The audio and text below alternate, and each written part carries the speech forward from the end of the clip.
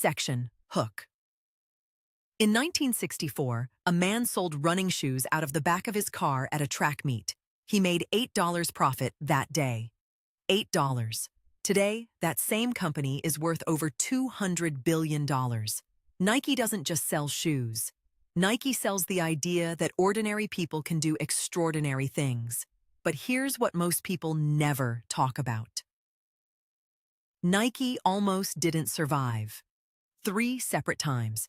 The decisions that saved it and ultimately built it into a global empire are some of the most remarkable in all of business history. This is that story. Section Problem. Here's why this matters to you. Every single day, people with great ideas talk themselves out of starting. They wait for perfect conditions. They wait for funding. They wait for permission. Phil Knight never waited. He had no money, no connections, no industry experience, and no guarantee that any of it would work. What he had was a belief so irrational, so stubborn, that it bordered on delusion. And that delusion built one of the most powerful brands the world has ever seen. Whether you're building a business, a career, or simply trying to find the courage to begin, this story is for you. Because Nike's origin is not a story about resources. It is a story about obsession. Section Main Content. Phil Knight was a middle-distance runner at the University of Oregon in the late 1950s. He wasn't the fastest. He wasn't the best. But he had a coach named Bill Bowerman who believed that better equipment could unlock human potential. Bowerman was famous for literally cutting apart his athletes' shoes with a razor blade, studying them, rebuilding them. He was obsessed with the idea that if you could shave just an ounce off a shoe, you could shave seconds off a race. That obsession would become the foundation of everything. Knight graduated, went to Stanford Business School, and wrote a paper about importing high-quality Japanese running shoes to America. The American market was dominated by German brands, Adidas and Puma. Knight believed that Japan could do for athletic shoes what it had already done for cameras and electronics: build something better for less money. His professor gave him a B. Knight treated it like a blueprint. In 1962, Knight traveled to Japan on a shoestring trip around the world. Almost on a whim, he walked into the offices of Onitsuka Tiger, the company that made Asics, in Kobe. He had no company, no samples, no business cards. When the executives asked him who he represented, Knight paused. Then he said, Blue Ribbon Sports, a name he invented on the spot, in that room, in that moment. The Japanese were impressed enough to send him samples. Knight mailed a pair to Bowerman back in Oregon. Bowerman didn't just like them. He wanted to be a partner. They each put in $500. Blue Ribbon Sports was born. Knight sold the first pairs of Tiger shoes from the trunk of his car at track meets. He held a day job as an accountant. He drove to meets on weekends. He talked to athletes, listened to their frustrations, took notes. In the first year, Blue Ribbon made $8,000 in revenue. Not profit, revenue. But it was growing. Bowerman, meanwhile, was doing something strange in his kitchen. He was pouring rubber into his wife's waffle iron. He had this idea that a waffle-textured sole could give runners better grip and lighter weight than anything on the market. Ruining multiple waffle irons in the process, he eventually created a prototype that would revolutionize athletic footwear. The waffle sole became the foundation of Nike's first original shoe, and it was unlike anything competitors had.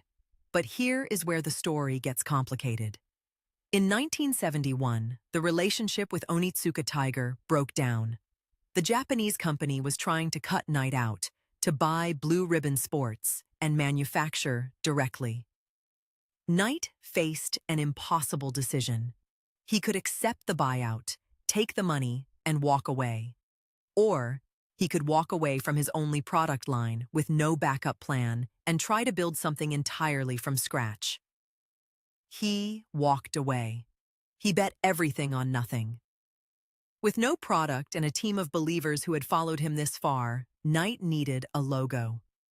He went to a graphic design student named Carolyn Davidson. She was charging $2 an hour. She presented him several options. Knight looked at the now iconic swoosh and said, famously, "I don't love it, but I think it will grow on me." He paid her $35 for the design.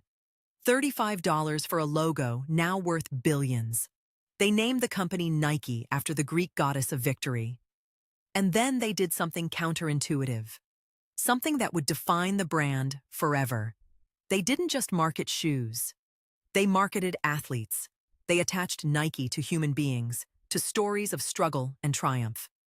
When they signed a young, controversial, charismatic Romanian tennis player named Ilie Nastase as their first athlete endorsement, the industry thought they were crazy.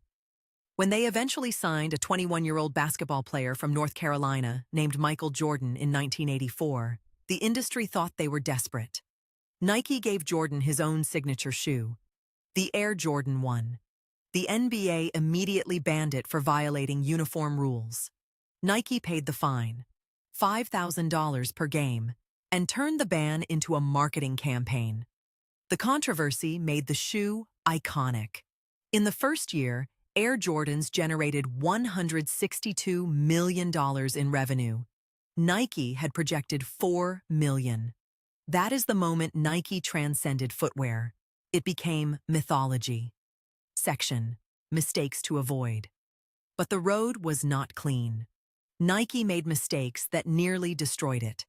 In the 1980s, high on success, the company lost its focus. It chased trends.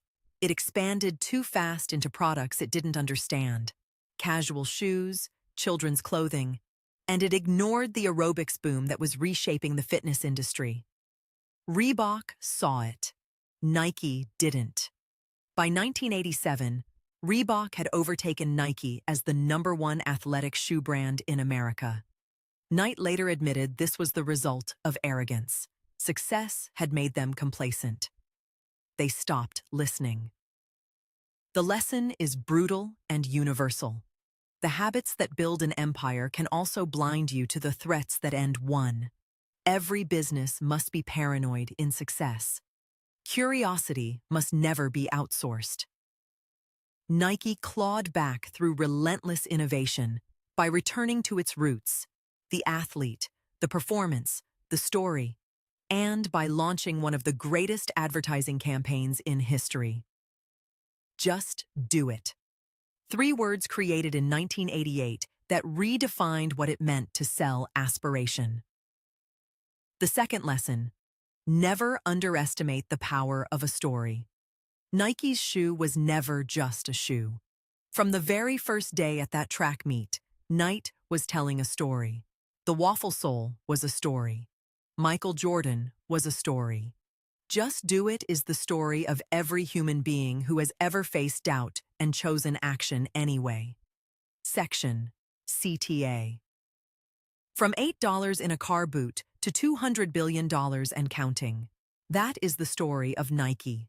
A story of obsession, reinvention, and the audacity to believe in something before anyone else could see it. If this story sparked something in you, if it made you think differently about what's possible, then you know what to do.